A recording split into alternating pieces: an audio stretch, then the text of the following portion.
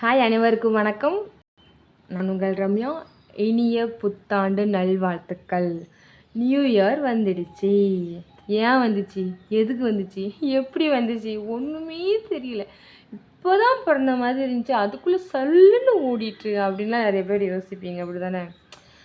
காலம் ஓடிக்கொண்டே உருண்டு கொண்டே இருக்குது. நாம் ஒரே இடத்துலையே உட்காந்துட்ருக்குறோம். என்ன சாதிச்சிட்டிங்க இந்த ஒரு வருஷத்தில், என்ன சாதிச்சிருக்கீங்க? நிறைய பேர் சாதிச்சிருப்பீங்க, பல பேர் சாதிச்சிருக்க மாட்டீங்க, அப்படி தானே? எனக்கு தெரியும். சரி, இப்போது நியூ இயர் வந்தால் முதல்ல என்ன பண்ணுச்சா, இந்த வருஷம் நான் சத்திய பிரமாணம் எடுக்க போகிறேன், நான் இனிமேல் இப்படி தான் இருப்பேன், நான் இனிமேல் அப்படி தான் இருப்பேன்னு எடுப்பாங்க. 10 நாள் கூட தாக்கு பிடிக்காது. அதுதான் உண்மை. ஒவ்வொரு நியூ இயருக்கும் ஒவ்வொரு பிரமாணம் எடுத்துகிட்டு 10 நாள் கூட தாக்கு பிடிக்க முடியாதுங்க யாராலையும். மேக்ஸிமம் நிறைய பேர் தாக்கு பிடிப்பாங்க. நம்மளாம் அப்படி கிடையாது. நம்மளுக்கும் அதுக்கும் சம்மந்தமே கிடையாது, பார்த்துக்கோங்க. ஸோ இந்த வருஷம் நிறைய பேர் நிறைய முடிவோடு இருப்பீங்க. நான் இந்த வருஷத்துலேருந்து இதை பண்ண போகிறேன், இந்த வருஷத்துலேருந்து அடுத்த வருஷத்துக்குள்ள இதை நான் செஞ்சு முடிக்க போகிறேன் அப்படின்னு இருப்பீங்க. நீங்களும் என்ன பண்ணிங்க தெரியுமா, உங்கள் கேலண்டர் இருக்கிறது, வீட்டில் கேலண்டர் இருக்கும்ல, உங்களுக்கு ஒரு கேலண்டர் தொங்க விட்டுருப்பீங்க. எப்பவும் வழக்கமாக போய் என்னத்தை கிழிச்சேன்னு கேட்குற இடத்துல நான் இன்றைக்கி தேதியை கிழிச்சேன்னு சொல்லுவீங்களே, அந்த மாதிரி டே கேலண்டரும் சரி, மந்த்லி கேலண்டர் இருந்தாலும் சரி, இல்லை டே கேலண்டரே ஓகே தான். அது எடுத்துக்கோங்க. எடுத்துகிட்டு அது மேலே அந்த பேட் இருக்கும்ல, அட்டை, அந்த இடத்துல ஒரு பேப்பரை ஒட்டி அதில் நீங்கள் இந்த வருஷம் என்ன பண்ணணும்னு நினைக்கிறீங்களோ அதை நீங்கள் நல்ல பெரிய எழுத்தில் எழுதி வைங்க. உதாரணத்துக்கு, இந்த வருடம் நான் பொய் கூற மாட்டேன். கொஞ்சம் கஷ்டம்தான், கொஞ்சம் இல்லை ரொம்பவே கஷ்டம்தான். ஏன்னா இந்த காலத்தில் பொய் சொல்லாமல் வாழ்க்கையை கடத்த முடியாது இல்லையா? பரவாயில்ல, இருந்தாலும் ட்ரை பண்ணுங்கள், நல்லா தான் இருக்கும். பொய் கூற மாட்டேன் அப்படின்னு எடுத்துக்கோங்க. சரி, அது இல்லையா, அதை விட்டுத்தனுங்க. அடுத்தது, இந்த வருடம் நான் ஆரோக்கியமான உணவையே சாப்பிடுவேன் அப்படின்னு எழுதி வச்சுக்கோங்க. ஜங்க் ஃபுட் சாப்பிடாதீங்க, ஆயில் ஃபுட் சாப்பிடாதீங்க. ஸோ அதுலேயே அந்த வருஷம் ஃபுல்லாக மைண்டை செலுத்தி அதையே ஃபாலோ பண்ணுங்கள். இன்னொன்று, இந்த வருடம் கடன் இல்லா வருடம். அந்த கடனை அடைக்கிறதுக்கு என்னெல்லாம் பண்ணலாம், கடனை இதுக்கு மேலே வாங்காமல் இருக்க என்னெல்லாம் பண்ணலாம் அப்படிங்கிறத மீன் பண்ணுங்கள். அப்புறம் எனக்கு இந்த டார்கெட்டை நான் இந்த வருடம் இந்த டார்கெட்டை நான் முடிக்க போகிறேன் அப்படின்னு எழுதி வச்சுக்கோங்க. இன்னும் ஒரு சில பேருக்கு ஒரு சில அட்வைஸ் கொடுத்துக்கிறேன். இந்த வருடம் நான் யாருடைய மனதும் புண்படாதபடி நான் பேசுவேன். யாரையும் முன்ன போக விட்டு பின்னால் பேச மாட்டேன், அவங்கக்கிட்ட நடிக்க மாட்டேன், தேவைக்கு பழக மாட்டேன். இந்த மாதிரிலாம் எழுதி வச்சுக்கோங்க. 4 பேர் நல்லா இருப்பாங்க. புரணி பேச மாட்டேன். இந்த மாதிரிலாம் எழுதி வச்சுன்னு வச்சுக்கோங்களேன். உங்களுக்கும் நல்லது, மற்றவங்களுக்கும் நல்லது.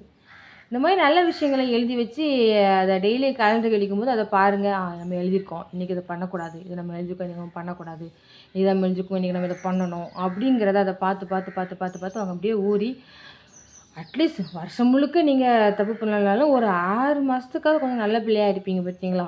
அதுக்கு தான் சொல்கிறேன். அப்புறம் நான் பார்த்தீங்கன்னா சீரியல் பார்க்க மாட்டேன். அப்போது நீங்கள் என்னக்கா முடிவெடுக்க போகிறீங்க அப்படின்னு கேட்கலாம்.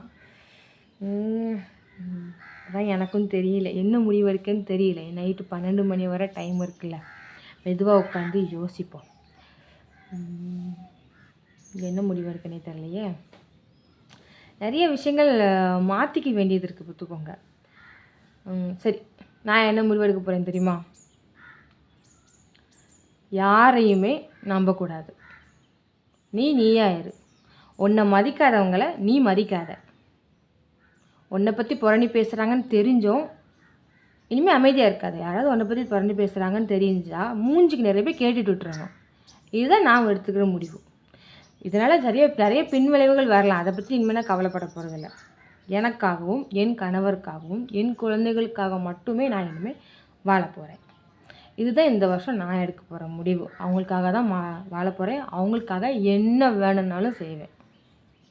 இதுதான் இந்த வருஷம் நான் எடுக்க போகிற முடிவு. அவ்வளோதான். நான் உண்டு, என் பிள்ளைகள் உண்டு, என் வீட்டுக்காரர் உண்டு.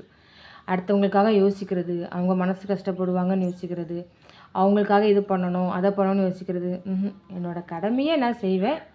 அதே சமயம் என்னுடைய கணவருக்கும் குழந்தைக்காக மட்டுமே நான் வாழ போகிறேன். நான் எனக்கு பிடிச்ச மாதிரியும் மற்றவங்க வெறுக்காத மாதிரியும் வாழ போகிறேன். இந்த வருஷம் நான் இதைத்தான் பண்ண போகிறேன். அப்போ நீங்கள் பொய்லாம் சொல்ல மாட்டிங்களா? சொல்லியிருக்கேன். ஒரு சில நேரம் நான்வெஜ் சாப்பிடலன்னு போய் சொல்லியிருக்கேன். அதை தாண்டி நான் பெருசாக எதுவும் பொய் சொன்னதில்லை. நான் சாப்பாடு விஷயத்தில் மட்டும்தான் பொய் சொல்லுவேன், தவிர வேறு இடத்துல நான் பொய்யே சொல்ல மாட்டேன். வேறு என் குழந்தைங்கள நல்லா வளர்க்கணும். குழந்தைங்கள பாதுகாப்பாக வளர்க்கணும். என் பிள்ளைங்க ஆசைப்பட்டதை இந்த வருஷத்துலேருந்து நான் செய்ய தொடங்கணும். நிறைய விஷயங்கள் யோசித்து வச்சுருக்கேன். அதெல்லாம் சர்ப்ரைஸாக என் பொண்ணுங்களுக்காக நான் செஞ்சு கொடுக்கணும்னு முடிவு பண்ணியிருக்கேன். ஸோ இந்த வருஷம் நம்ம அதை எடுத்துக்கிட்டோன்னா வருஷம் நம்ம இதே தட்டில் தான் இருக்க போகிறேன். நான் எதையுமே மாற்றிக்க போகிறதா இல்லை, யாருக்காகவும் நான் மாற போகிறதாகவும் இல்லை. என்னோடய மனசாட்சிக்கு விரோதம் இல்லாமல் தான் இது வரைக்கும் நடந்துகிட்ருக்கேன். இனிமேலும் நான் நடப்பேன். ஏன்னா என்னை பொறுத்த வரைக்கும் நம்ம பக்கத்தில் ஒரு அது வந்து நீங்கள் ஏஞ்சல் எடுத்துக்கிட்டாலும் சரி, இல்லை கடவுள் தூதன் நினச்சிக்கிட்டாலும் சரி, இல்லை பக்கத்துலேயே சாமி நிற்கிறத நினச்சிக்கிட்டாலும் சரி, நான் என்னோட சின்ன வயசு மைண்ட் செட் இதுதான். நம்ம ஒரு தப்பு பண்ணுறோன்னா பக்கத்தில் உட்காந்து அதை பேப்பரில் எழுதிக்கிட்டே இருப்பாங்க அப்படின்னு சொல்லுவாங்க. அது என்ன யமலோகத்தில் சித்திரகுப்தனா யாரோ ஒருத்தவங்க உட்காந்து அவங்க பண்ணுற தப்பு பாவ கணக்கெல்லாம் பேப்பரில் எழுதிக்கிட்டே இருப்பாங்க. நம்ம அதே மாதிரி நம்ம பேசுகிற விஷயங்கள், நம்ம பார்க்குற விஷயங்கள், நம்ம என்னென்ன பண்ணுறோம் அதெல்லாம் எழுதிக்கிட்டே இருப்பாங்களாம். அதனால் இந்த வருஷத்துலேருந்து உங்கள் பக்கத்தில் அப்படி ஒருத்தவங்க இருக்காங்க அப்படின்னு நீங்கள் ஒரு இமேஜினேஷன் பண்ணி வச்சுக்கோங்க. இப்போ சில பேருக்கு நம்பிக்கை இல்லாமல் இருக்கலாம், அதை பற்றி எனக்கு கவலை இல்லை. நம்பிக்கை இருக்கிறவங்க எதை கேட்டுக்கோங்க, சரியா? அப்படி நினச்சிக்கோங்க. இப்போ நீங்கள் ஒருத்தவங்களுக்கு புறணி பேசுகிறீங்களா, அவங்க இவன் இன்றைக்கி இப்படி புறணி பேசினா, ஒருத்தவங்களுக்கு கெட்ட வார்த்தை பொறுத்துட்றீங்களா, இவன் அப்படி கெட்ட வார்த்தை பொறுத்துட்டா, இதெல்லாம் உங்கள் பாவ கணக்கில் வந்துகிட்டே இருக்கும். அப்படி நீங்கள் ஒரு நல்லது பண்ணுறீங்களா, இன்றைக்கி அப்படி நன்மை பண்ணா, இவன் அப்படி உங்களுக்கு இவ்வளோ காசு கொடுத்தா, இவங்களுக்கு இப்படி சாப்பாடு போட்டா, இவங்க உங்கள் படிப்புக்கு ஹெல்ப் பண்ணாங்க, இந்தபடி நல்ல விஷயமா 4 இது பேசுனாங்க. நல்ல வார்த்தைகளை பேசினாலும் எழுதுவாங்க, கெட்ட வார்த்தைகளை பேசினாலும் எழுதுவாங்க. கெட்ட திங்கிங் வந்தால் கூட அவங்களுக்கு கேட்குமா, நம்ம மனசாட்சி என்ன பேசுதுன்னு அவங்களுக்கு கேட்குமா, அவ்வளோ பெரிய காது இருக்குமா அவங்களுக்கு. ஸோ இதெல்லாம் கணக்கில் எழுதிக்கிட்டே இருப்பாங்களாம்.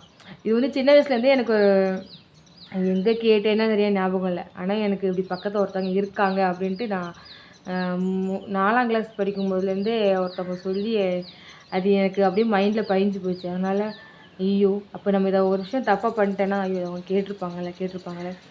சின்ன வயசில் நான் நிறைய தப்புலாம் பண்ணியிருக்கேன். ஆனால் வளர அவங்க உண்மையிலே நம்ம கூட இருக்காங்க அப்படிங்கிற ஒரு ஃபீலிங் வரும். அப்புறம் ஒரு கடவுள் நம்பிக்கை ஆன்மீகத்துக்குள்ளே போனதுக்கப்புறம் கடவுளே நம்ம கூட தான் இருக்காங்க. ஸோ நம்ம பண்ணுற தப்பெல்லாம் அவங்க பார்த்துட்ருப்பாங்க அப்படிங்கிற ஒரு தாட்டும் வரும்.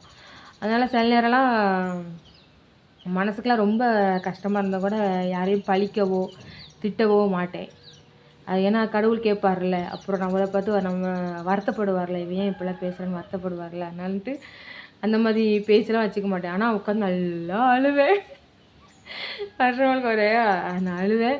அப்புறம் கண்ணெலாம் துடைச்சிட்டு முஞ்செல்லாம் கழுவிட்டு அப்புறம் நார்மலாக ஒன்றுமே நடக்காத மாதிரி அடுத்த வேலையை பார்க்க ஆரம்பிச்சிடணும். இப்படி தான் போயிட்டுருக்குது வாழ்க்கை. ஸோ இனி வரும் காலங்கள்லேயும் அழக்கூடாது. மெயினான அழதான் கண்ணீர்லாம் வேஸ்ட் ஆகும். அழாமல் இந்த வருஷம் வந்து அழவே கூடாது. மற்றவங்களுக்காக அழக்கூடாது. இதான் உங்களை மதிக்காதவங்களுக்கு நீங்கள் அழக்கூடாது. உங்களை மதிக்காதவங்கள நினச்சி நீங்கள் ஃபீல் பண்ணக்கூடாது. உங்ககிட்ட நடிக்கிறவங்கள நினச்சோ, தேவைக்காக அவங்ககிட்ட பழகுறவங்கள நினச்சோ நீங்கள் ஃபீல் பண்ணவே கூடாது.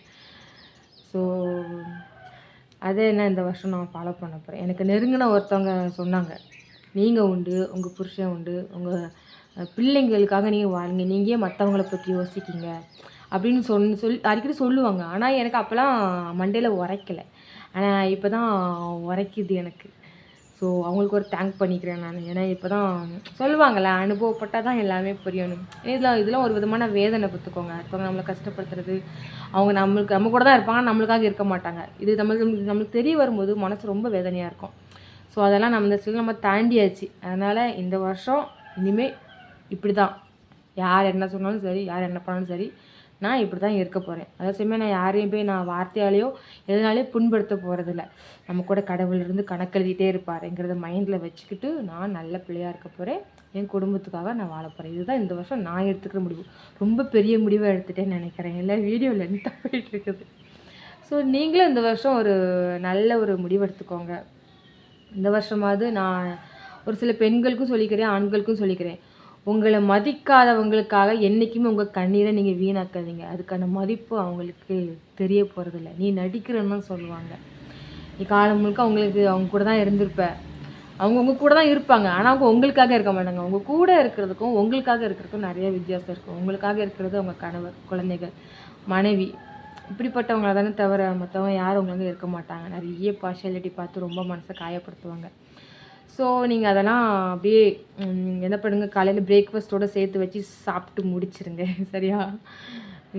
போனது போச்சு. இனி வரப்போகிறது காலங்கள் வந்து நல்லதாக அமையும். நல்லதாகவே கண்டிப்பாக அமையும். நல்லதாகவே அமையட்டும். கடவுள் உங்கள் கூடவே இருப்பாங்க.